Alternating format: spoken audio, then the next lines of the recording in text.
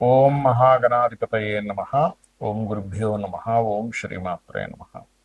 అరుణాం కరుణాతరంగితాక్షీం ధృతపాశాంకుశపుష్పబాణచాపాం అనిమాదిభిరావృతాం మయూకైః అహమిత్యేవ విభావయే భవానీ. శ్రీమాత్రే నమ. ప్రేక్షకులకి ఆ లలితాంబిక అమ్మవారి యొక్క అనుగ్రహం పరిపూర్ణంగా కలగాలని మనస్ఫూర్తిగా కోరుకుంటూ మనం ఈరోజు గురువు యొక్క అతిచారం ఆల్రెడీ మనం 4 నెలల క్రితమే 4-5 నెలల క్రితమే ఉగాది సమయంలోనే ఈ విశ్వవసునామ సంవత్సరంలో గురువు 3 రాశులు మారుతున్నాడు. అతిచారంలో అంటే ప్రతిసారి కూడా ఎలా ఉంటుందంటే ఒక రాశి మారుతాడు అంతే. కానీ ఈసారి ఏమవుతుంది, మనం ఏం చెప్పుకున్నాం, వృషభంలో ఉండే గురువు మిథునంలోకి, మిథునం నుంచి మళ్ళీ కర్కాటకంలోకి, మళ్ళీ కర్కాటకంలో వక్రించి మళ్ళీ మిథునంలోకి.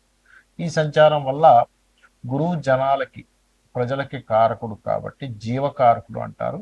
ఈ జీవులు రకరకాల దేశాల నుంచి ఇంకో దేశాలకు వెళ్ళిపోవడము, లేకపోతే ఇండియాకి రావడము, లేకపోతే ఇండియా నుంచి వేరే వేరే దేశాలకు, అంటే ఈ మార్పులు అధికంగా జరుగుతాయి.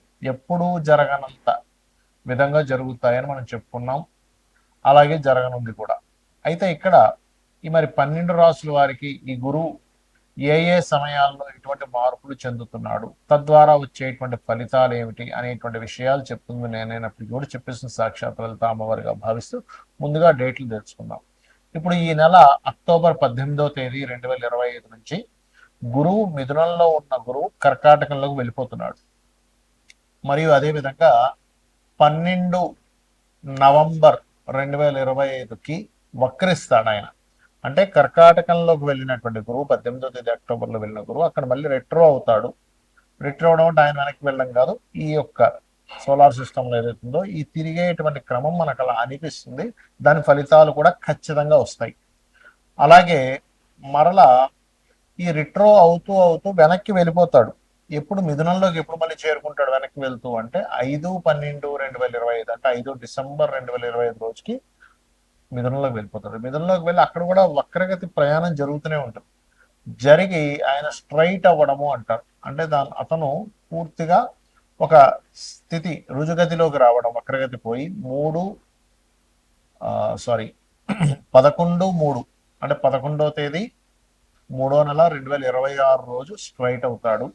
మరియు అదేవిధంగా 2వ తేదీ 6వ నెల 2026కి మరలా అగైన్ మిథునంలో స్ట్రైట్ అయి సంచరిస్తున్నటువంటి బుధుడు కర్కాటకంలోకి వస్తాడు. ఈ యొక్క గ్రహస్థితిని అనుసరించి ద్వాదశ లగ్నముల వారికి, లగ్నం తెలియని వారు రాసుల వారికి ఎటువంటి ఫలితాలు జరగనున్నాయి, ఏ విషయాల పట్ల జాగ్రత్త వహించాలి అనేటువంటి అంశాలు మనం ఇప్పుడు తెలుసుకుందాం.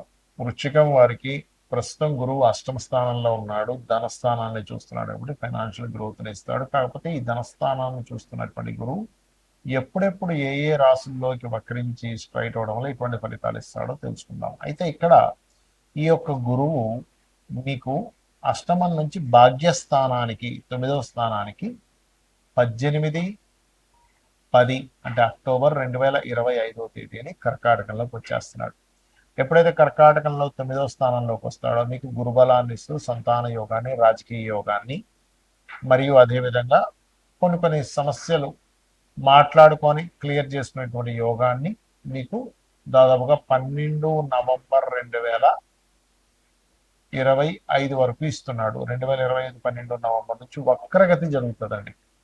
ఎప్పుడైతే వక్రిస్తాడో ఈయన మరలై అగైన్ మీకు ఇప్పుడు ఏదైతే ఇప్పుడు ప్రజెంట్ ఉన్నటువంటి అష్టమంలో ఉండేటువంటి గురు ఫలితాలు జరుగుతుంటాయి.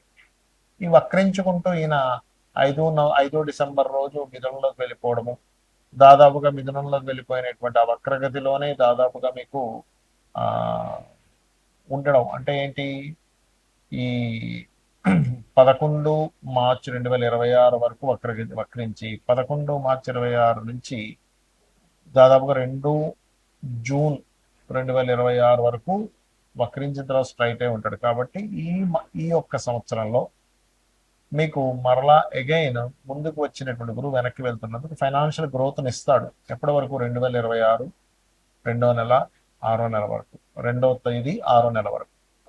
కాబట్టి ఫైనాన్షియల్ గ్రోత్ అక్కడ బ్రహ్మాండంగా ఇస్తాడు. కాకపోతే మరలా అగైన్ 9వ స్థానంలోకి వస్తాడు. ఎప్పుడు 2/6/2026 నుంచి.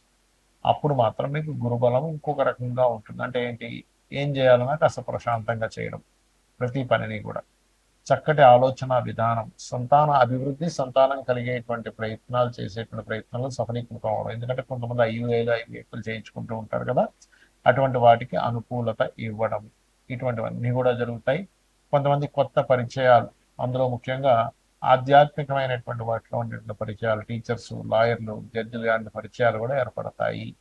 గురుబలం విషయంలో చాలా మందికి ఒక క్లారిటీ ఇవ్వాలనుకుంటున్నాను ఈ వీడియో ద్వారా. ఏమిటది అంటే, గురువు రెండు విధాలుగా పనిచేస్తుంటాడు. ఏమిటది అంటే, ఒకటి గురువర్గ లగ్నాల వారికి ఇచ్చే ఫలితాలు వేరుగాను, శనివర్గ లగ్నాల వారికి ఇచ్చేటువంటి ఫలితాలు వేరుగాను కొంచెం జరుగుతాయి. ఎందుకంటే గురువర్గ లగ్నానికి గురువు శుభుడు. ఏమిటి ఆ లగ్నాలు అంటే, మేషము, కర్కాటకము, సింహము, వృశ్చికము, ధనుర్మీన లగ్నాలు గురువర్గ లగ్నాలుగా చెప్తూ ఉంటారు. శనివర్గ లగ్నాలు వృషభ, మిథున, కన్య, తుల, మకర, కుంభాలు శనివర్గ లగ్నాలుగా చెప్తూ ఉంటారు. మరి ఈ రెండు లగ్నాలకి గురువు మరి వాళ్ళకి ఖచ్చితంగా బ్యాక్ చేస్తాడా? శనివర్గ లగ్నాలకి గురువర్గ లగ్నాలకి మాత్రమే పూర్తిగా మంచి ఫలితాలు ఇస్తాడు అంటే, ఇక్కడ డిపెండ్ ఆన్ వాళ్ళ పర్సనల్ చార్ట్ లో గురువు ఉండేటువంటి స్థితి. అంటే పాపకత్తిలో లేకుండా శుభకత్తిలో ఉంటే శనివర్గ లగ్నాన్ని కూడా మంచి చేస్తాడు, చేయడం కాదు. కానీ ఎంతైనా గురువు గురువర్గ లగ్నాలకే ఎక్కువ సపోర్టివ్ గా ఉంటుంది. కానీ జనరల్ గా గురుగ్రహానికి జనరల్ గా ఒక ఇది ఉంటుంది. ఎలాగా అంటే, తను సహజంగానే శుభగ్రహము, సహజ శుభగ్రహాలు అంటారు.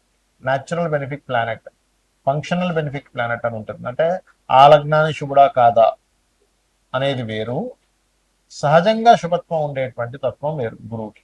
కాబట్టి ఇక్కడ ఏంటంటే, గురుబలం అనేటువంటిది ఎంతసేపు మనం కోణస్థానాల్లో ఉంటేనే గురుబలం అనుకుంటాం, అలా కాదు. అంటే 5-9లో ఉంటేనే లగ్నాన్ని చూస్తున్నప్పుడు గురుబలం అండి. భావాన్ని బట్టి మీరు ఏ భావం గురించి ప్రయత్నం చేస్తున్నారో ఆ భావ సంబంధంగా గురుబలం అనేటువంటిది ఖచ్చితంగా మారిపోతూ ఉంటుంది. అంటే ఉదాహరణకి లగ్నంలో ఉన్నాడు, అప్పుడు సప్తమాన్ని చూస్తాడు.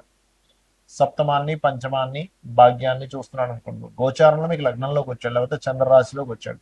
అప్పుడేంటి, సంతానానికి, వివాహం అవ్వడానికి, ఉపనయనాది సంస్కారాలు చేయడానికి, హైయర్ ఎడ్యుకేషన్కి బాగుంటుంది. అదే ధనస్థానంలోకి వచ్చాడు అనుకుంటారు, రీసెర్చ్ రిలేటెడ్ వాటికి, అప్పు దొరకడానికి మరియు ఉద్యోగ సంబంధించిన విషయంలో అనుకూలత యోగిస్తాడు. మూడో స్థానంలో ఉన్నాడు, అప్పుడు కూడా ఉపనయనాది సంస్కారాలకి చాలా బాగుంటుంది, వివాహ సంబంధించిన విషయాలకి చాలా బాగుంటుంది అని చెప్పుకోవచ్చు. మరియు అదేవిధంగా విదేశాలకి, ఐ మీన్ లాభాలు, విదేశాలకు కాదండి, ఏదైనా వ్యాపార లాభాలు, సక్సెస్ రేట్ పెరగడానికి బాగుంటుంది మూడులో ఉన్నప్పుడు. అందుకని అమ్మ మూడులో గురువు ఉన్నాడండి మన పని అయిపోయింది అనుకోవడానికి లేదు. ఎందుకంటే గురువు ఏ గ్రహాలను ఏమి, ఇంకోటి ఏంటంటే, మీ పర్సనల్ చార్ట్ లో ఉండే గ్రహాలను యాక్టివ్ చేస్తాడు, మీ పర్సనల్ చార్ట్ లో ఉన్నటువంటి భావాలను యాక్టివ్ చేస్తాడు. అయితే ఇవన్నీ కూడా మీ యొక్క జన్మజాతకంలో ఉన్నటువంటి గురువు యొక్క స్థితిని బట్టి ఆధారపడి ఉంటుంది అనే విషయాన్ని గుర్తుపెట్టుకోవాలి. ఇక 4లోకి వెళ్ళాడు, 4లో వెళ్ళినప్పుడు ఆయన వీక్షణలు ఎక్కడెక్కడ ఉంటాయి అని చెప్పి చూసుకున్నట్లయితే, 4లో ఉన్నప్పుడు సర్వసాధారణంగా అష్టమ భావం మీద ఉంటుంది. కాబట్టి చదివేటువంటి విద్యా సంబంధించిన విషయంలో రీసెర్చెస్ ఓరియంటెడ్ గా చాలా చాలా బాగుంటుంది, అందులో ఎటువంటి సందేహం లేదు. అలాగే మరొక విషయం ఏంటంటే, చదివేటువంటి చదువు విషయంలో ఉద్యోగానికి తోడ్పడేటువంటి విద్యను అభ్యసిస్తారు అని చెప్పొచ్చు. అదేవిధంగా ఈ 4లో ఉన్నప్పుడు విదేశాలకు వెళ్ళడానికి వెళ్ళి, అంటే విదేశాలకు వెళ్ళి అక్కడ చదువుకొని అక్కడ ఉద్యోగం చేయడానికి, అక్కడ రీసెర్చెస్ చేసి పిహెచ్డీస్ ఇవన్నీ చేయడానికి యోగిస్తాడని అర్థం అనమాట 4లో ఉంటాయి. ఇక 5వ స్థానంలో ఉన్నాడు, 5వ స్థానంలో కొంతవరకు ఆయన ఇచ్చేటువంటి రిజల్ట్స్ లో పంచమ గురువు సంతాన యోగాన్ని ఇస్తాడు, ఇవ్వడం కాదు, కానీ అతను దృష్టి బట్టి ఉంటుంది. ఇప్పుడు 5వ స్థానంలో ఉన్నాడు, 5వ స్థానం కూడా ఉపనయనానికి చాలా మంచిది. కొంతమంది ఏజ్లో చూడండి 5వ స్థానంలో గురువు వచ్చినప్పుడు చేస్తుంటారు. ఎందుకు? పంచమం మంత్రస్థానం, మంత్రస్థానంలో గురువు ఉన్నాడు. 9వ స్థానం ఎందుకంటే తండ్రి అందించాలి ఆ యొక్క ఉపనయనాది సంస్కారాన్ని, అలాగా. అలాగే 5లో ఉన్నప్పుడు వ్యాపార అభివృద్ధిని, ఒక చక్కటి ఆలోచన ద్వారా వీళ్ళకి వ్యాపారం కలిసి రావడము, తండ్రి యొక్క వ్యాపారాల్లో వీళ్ళు కూడా ఎంటర్ అయ్యి చక్కగా కలిసి రావడం, ఇటువంటివి కూడా ఇస్తాడు. ఇక 6వ స్థానంలో ఉన్నప్పుడు పర్టికులర్ గా ధనయోగాన్ని, చాలా మంది 6లో గురువు అంటే అమ్మో షట్ స్థానంలో గురువు మాకేం యోగించదు అనుకుంటారు, కాదు. అక్కడ ఉండేటువంటి గురువు 2వ స్థానాన్ని, ధనస్థానాన్ని వీక్షిస్తాడు. మీ లగ్నానికి శుభుడై ఎక్కడా పాపకత్తిలో లేకపోతే చాలా చక్కగా ఉద్యోగ సంబంధించిన అంశాల్లో, ధన సంబంధించిన విషయంలో బాగుంటుంది. సప్తమ గురువు లగ్నాన్ని చూస్తున్నందుకు గురుబలము, అంటే జీవుడి గురుబలం, అంటే ఏం చేసినా సరే భగవంతుడు అనేటువంటి ఒక ఎనర్జీ మిమ్మల్ని కాపాడుతుంది అనేటువంటి భావనలో మీ యొక్క లైఫ్ అనేటువంటిది వెళ్తూ ఉంటుంది. అలాగే మూడులో 7వ స్థానంలో ఉన్నప్పుడు కొన్ని కొన్ని అగ్రిమెంట్స్ రాసుకునేటప్పుడు విషయంలోని ఇటువంటి విషయాలు చాలా బాగుంటుంది. సక్సెస్ రేట్ కూడా పెరుగుతుంది, ఎందుకంటే 11వ స్థానాన్ని కూడా చూస్తాడు కాబట్టి. అంటే మూడు లగ్నాన్ని, మూడుని, 11ని యాక్టివ్ చేస్తాడు కాబట్టి. ఇక అదేవిధంగా అష్టమ స్థానంలో ఉన్నప్పుడు కూడా విదేశాలకు వెళ్ళి చదువుకునేటువంటి అంశాల్లోని ఇట్లాంటి విషయాల్లో, అదేవిధంగా తాతగారు ఆస్తికి సంబంధించిన విషయంలో ఏదైనా చిన్న చిన్న డిస్ప్యూట్స్ ఉంటే క్లియర్ అవ్వడం జరుగుతుంది. 9లో కనుక ఉన్నట్లయితే ఇక్కడ కూడా గురుబలం, ఇది కూడా ఉపనయన సంస్కారాలకి చాలా మంచిది.